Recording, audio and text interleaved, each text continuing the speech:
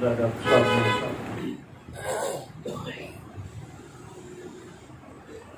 اخلاص کے بارے میں بیان فرمایا، اور یہ جو اخلاص ہے،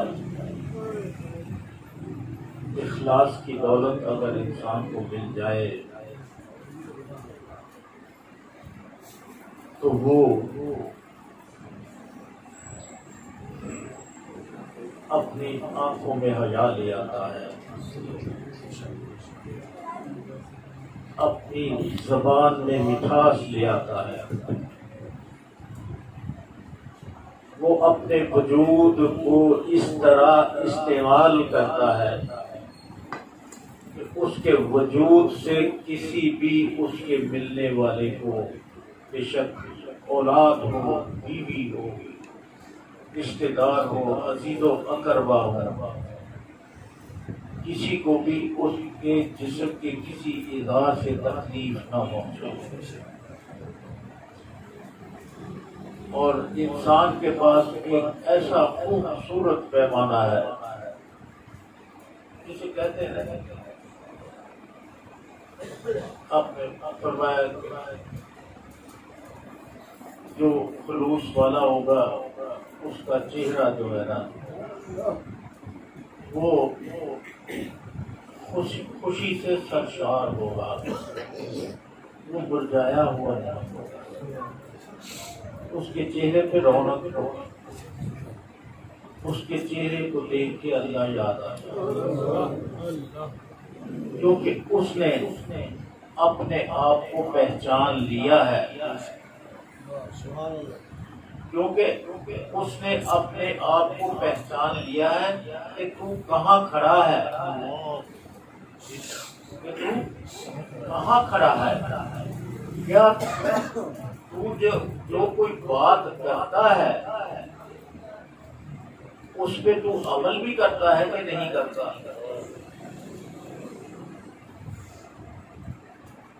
اندر کا انسان جو ہے زمین، وہ اس کو کہہ دیتا ہے کہ بھئی یہاں پہ تم غلط ہو، یہاں پہ تم غلط ہو، اصلاح کر لو، فلاح پاؤ گے، اصلاح کر لو، عزت پاؤ گے، اصلاح کر لو، تمہاری زندگی میں برکتیں آ جائیں گی، اصلاح کر لو، تمہیں معاشرے میں عزت ملے گی۔ اگر 10 دوست ہیں، ان میں سے ایک دوست بھی ہمارے جگری یار بھی ہوتے ہیں، ان میں سے ایک دوست بھی جو بچپن کا دوست بھی جو ہے وہ یہ کہہ دے کہ یار تم کے یار تے ساڈا ایسی بس ہے کر جا رہے ہیں،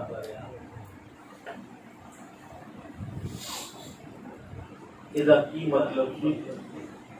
کہ اسی اپنی اصلاح کی ہی نہیں، اسی ایک دوست نو دوست تصور ہی نہیں کیتا، اسی ماں باپ تسلیم ہی نہیں کیتا، اسی بہنا بھراواں دے رشتیاں نو تسلیم کیتا ہی نہیں، اسی ایک دوسرے دے جڑے ساڈے حقوق نے، یاری دوستی، انہاں دے نال اسی انصاف کیتا ہی نہیں۔ انصاف کا تقاضا ہے کہ انسان اپنے دل کو ٹٹولے کہ تو کتنے غلط ہے،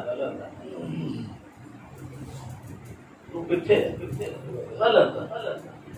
اس کی اصلاح کر۔ اللہ تعالیٰ کی بارگاہ دعا کرے، اللہ تو مینوں دل دا صاف بنا دے،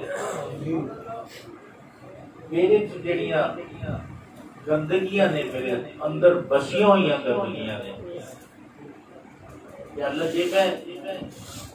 جسے کو دساں گا میں جھوٹ بولنا کہ میرے مولا میں رسوا ہوں گا، کہ میں رسوا ہوگا، میرے مولا تو اس رسوائی تو بچاؤ واسطے مینوں صحیح طور پہ سچ بولنے والا ہی بنا دے، صحیح طور پہ سچ بولنے والا ہی بنا دے۔ اللہ اکبر۔ تو یہ انسان، یہ بچے ماشاءاللہ میں ان پہ بہت خوش ہوں، اور میں ایک بچے کو تو سلام پیش کرتا ہوں،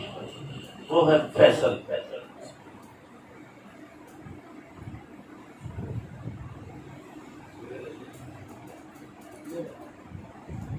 اگر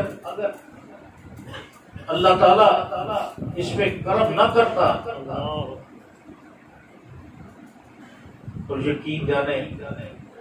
پوری زندگی کے بے سکون ہی رہتا۔ بات کی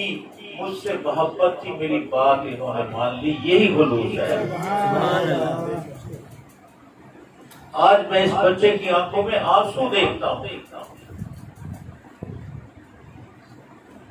آج میں اس بچے کی آنکھوں میں حیا دیکھتا ہوں۔ آج جس وقت وہ مجھے ملتا ہے تو مجھے محسوس ہوتا ہے کہ یہ میرے جگر کا ٹکڑا ہی ہے، یہ میرے جگر کا ٹکڑا ہی ہے۔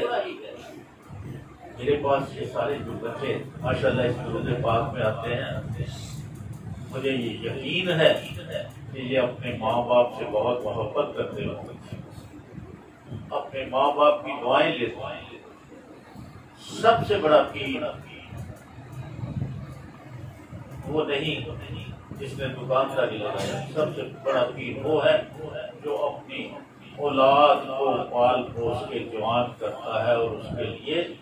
دعائیں کرتا ہے، جو اس طرح انہوں نے فرمایا جو عدل کرتا ہے، ایک انصاف اور عدل میں انہوں نے فرق بڑا واضح بیان کر دیا۔ جو عدل کرتا ہے، جو ماں باپ عدل نہیں کرتا، بڑا ہی ایک بڑا مختصر اور بڑے جامع حضور صلی اللہ علیہ وسلم کا فرمان مبارک ہے کہ جو شخص چھوٹوں سے پیار شفقت نہیں کرتا اور بڑوں کا ادب نہیں کرتا، وہ ہم میں سے نہیں ہے، وہ ہم میں سے نہیں ہے۔ تو دیکھ لیں کہ ہم پھر کہاں کھڑے ہیں اگر ہمارے پاس اخلاق ہی نہیں، ہماری زبان میں مٹھاس ہی نہیں، ہماری آنکھوں میں حیا ہی نہیں، ہم نے کبھی ادب کرنا سیکھا ہی نہیں۔ ہر چیز سیکھ کر اس پہ عمل کرنے سے ہوتی ہے۔ یہ علماء کرام با عمل علماء کرام کی ایک دن کی صحبت 100 سال کی آبد کی صحبت سے بہتر ہے۔ کیوں کہ انہوں نے علم حاصل کیا اور پھر اس علم کو انہوں نے تقسیم کیا اللہ تعالیٰ نے فضل و کرم سے۔ اور جس طرح یہ فرماتے ہیں آپ حضور صلی اللہ علیہ وسلم کی توصیف بیان کرتے ہیں، اللہ تعالیٰ کی توحید بیان کرتے ہیں، تو وہ یہی جو اللہ تعالیٰ نے ڈیوٹی لگائی ہوئی ہے، ایک بڑے نصیب سے بڑی کرم کی بات ہے کہ جس کو اللہ تعالیٰ نوازتا ہے تو پھر وہ اس کو استاد بنا دیتا ہے، اس کو استاد بنا، استاد رہنمائی کرتا ہے، استاد کی صحبت میں، اچھے استاد کی صحبت میں بیٹھ کے تو لڑکا ہے وہ اچھا شاگرد بنتا ہے۔ اللہ اکبر۔ ہمیں سب کو اللہ تعالیٰ توفیق عطا فرمائے کہ ہم جو حقوق اللہ کو وہ تو فرض کے زمرے میں آ گئے، وہ تو کرنے ہیں، نہ کریں گے تو ہم اپنے آپ کو اللہ کا بندہ کہہ ہی نہیں سکتے۔ حقوق العباد اس میں تو کوتاہی کی گنجائش ہی نہیں ہے، قطعاً گنجائش نہیں۔ اس پہ ذرا کیونکہ ہم نے شروع ہی وہ حقوق العباد کا یا وقت ناچیز کے علم میں جو ہوتا ہے وہ اپنی خدمت میں پیش کرتا رہتا ہوں۔ علماء کرام کے انداز بیان اور پھر ان کے علم کے آگے یہ بندہ کوئی حیثیت نہیں رکھتا، لیکن مطالعہ جو ہے وہ انسان کو علم والا بنا دیتا ہے۔ کوئی ایک آدھ گھنٹہ ہی میں تمام دوستوں سے عرض کروں گا کہ کوئی دینی کتب لے لیں، اس کا ایک پیج ہی پڑھ لیں اور سمجھ لیں کہ وہ کیا کہہ رہا ہے اور اس سے عمل کرنا شروع کر دیں، جس طرح قرآن پاک اپنے ڈاکٹر صاحب نے بتایا کہ اہدنا الصراط المستقیم، استقامت، یہ وہی استقامت ہے کہ اگر ہم ایک کام کرتے ہیں بڑے جوش و جذبے سے اس کو شروع کرتے ہیں، اس وقت ہمارا جذبہ، ہمارا جوش ہمیں اس وقت اللہ تعالیٰ کی طرف سوچنے کی طرف مجبور ہی نہیں کرتا۔ وہ کہتا ہے بار بار اسی طرح کہتا ہے یار کیا میں کرنا ہی کرنا، تو یار تو کون ہوتا کرنے والا؟ وہ اللہ تعالیٰ کو مدد مانگتا، وہ کہ اے اللہ میں نے یہ میرے دل میں خیال آیا ہے اور اس میں مجھے تیری تائید کی ضرورت ہے، مجھے تیری مدد کی ضرورت ہے تاکہ میں کامیابی مل جائے۔ سب بچوں سے سب کو جن کے ماں باپ زندہ ہیں میں ان سے یہ کہوں گا کہ جب بھی باہر جائیں تو ماں کے قدموں کو ہاتھ لگا دے اور باپ سے بھی شفقت سے پیش آئے۔ بے شک ماں کا 3 درجے کا رتبہ زیادہ ہے، لیکن جنت اسی کے پاؤں کے تلے، لیکن باپ کا 1 درجہ جو ہے وہ اگر ہم اس کو نہیں نبھاتے تو وہ جنت کا دروازہ ہے، ہم جنت میں جا نہیں سکتے۔ سبحان اللہ۔ ہم جنت میں سب اس کی اطاعت میں، ماں کے 3 درجے باپ کی اطاعت میں کیا ہو گیا۔ تو بس یہ اپنی زندگی کو اس سانچے میں ہم ڈالیں۔ صحیح معنوں میں اگر ہم کہتے ہیں نا کہ ہم حضور صلی اللہ علیہ وسلم کے غلام ہیں تو پھر غلام ہی بننا چاہیے، پھر اس میں ڈنڈی نہیں مارنی چاہیے، اس میں دوسری رائے نہیں رکھنی چاہیے، اس پہ جب بھی آپ صلی اللہ علیہ وسلم کا نام نہ کیا ہے صلی اللہ علیہ وسلم آل کا ذکر ضرور کیا کریں۔ عام الفاظ میں ہم صلی اللہ علیہ وسلم نہیں، یہ ایسے نہیں، ہمیشہ یہ الفاظ جو رہے ہیں صلی اللہ علیہ وسلم، صلی اللہ علیہ وسلم۔ تو یہ تمام احکام موجود ہیں احادیث میں، قرآن پاک میں، اور یہ جو وقت ہم گزارتے ہیں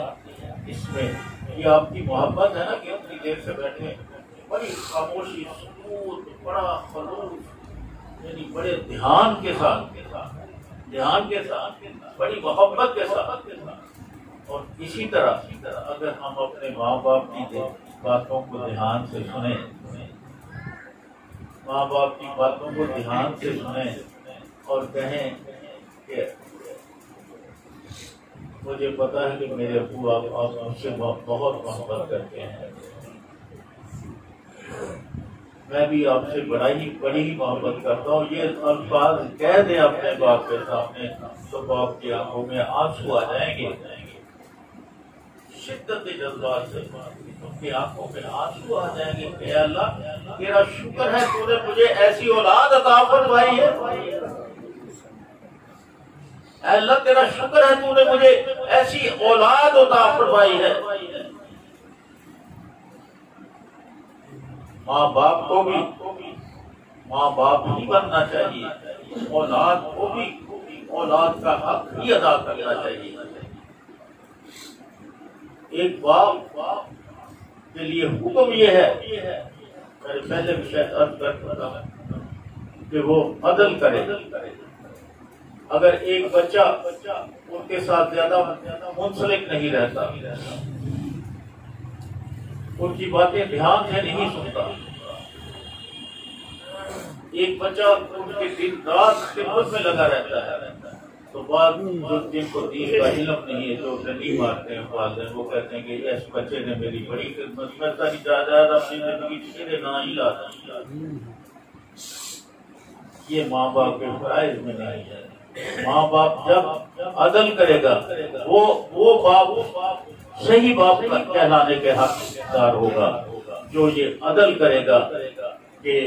یہ 3 پیالے ہیں میری وراثت میں۔ ایک بچہ مجھ سے بالکل ہی محبت نہیں کرتا، لیکن میرے عدل کا یہ تقاضا، میرے رب کا حکم ہے، مجھے میرے آقا جان سرور قرآن صلی اللہ علیہ وسلم کی تعلیمات سے سمجھتا ہے کہ میں اس وقت عدل کروں۔ جو مجھ سے محبت نہیں کرتا اس کو بھی ایک پیالہ لوں، جو مجھ سے کم محبت کرتا ہے اس کو بھی وہ پیالہ دوں، اور جو مجھ سے بہت محبت کرتا ہے ان کو بھی میں پیالہ ہی دوں۔ یہ ماں باپ کے فرائض ہیں۔ جب ماں باپ انصاف عدل کرتا ہے تو اولاد میں وہ احساس محرومی پیدا ہی نہیں ہوتا، احساس محرومی پیدا ہی نہیں ہوتا۔ اللہ تعالیٰ ہمیں توفیق عطا فرمائے۔ بس بات کا ایسا ٹاپک شروع ہو جاتا ہے کہ میں اعلیٰ